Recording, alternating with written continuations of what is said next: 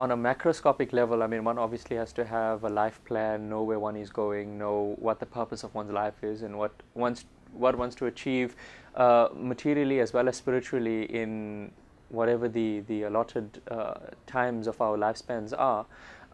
But I mean, that extends even on a moment-to-moment basis. I mean, as doctors, we have to make decisions at every moment with every patient, having to decide how we're going to handle them, or how we're going to proceed with their management.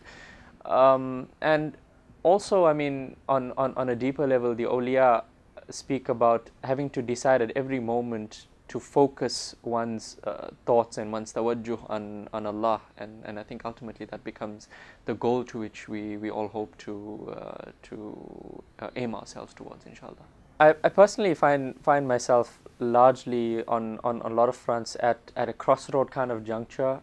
And Alhamdulillah, Allah has been very kind in guiding me in my life to great people who've taught me and guided me and nurtured me in that way. And Alhamdulillah, I mean, at this point in time, like the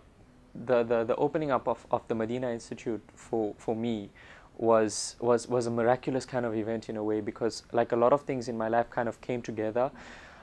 I mean, as a professional and otherwise, I mean, with day-to-day interactions, even in the non-professional environment, one is faced with an innumerable number of scenarios that one has to interpret and be able to make sense of with a correct paradigm and worldview. And if one isn't founded in basic principles of aqidah and other such things, it's very, very easy to slip up and just in that instant kind of interpret something in a wrong way and have a wrong opinion of Allah. And because of that, I think that was an amazing thing for me, in that I found that, that this kind of knowledge is important, it's pivotal, not only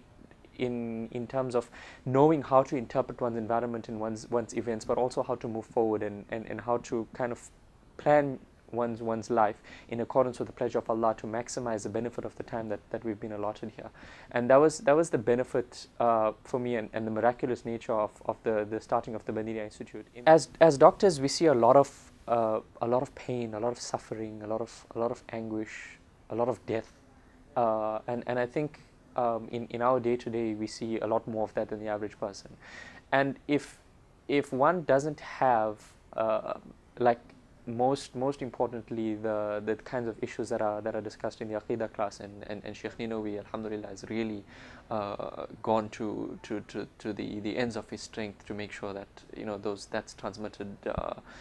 effectively, and that we understand those aspects. I think without a grounding in that, it's very easy to misinterpret those things and become disillusioned, and kind of think, and then look at all the suffering in the world and think, what I mean, what is this really all about? So it's really helped in that way in terms of making sense of a lot of stuff.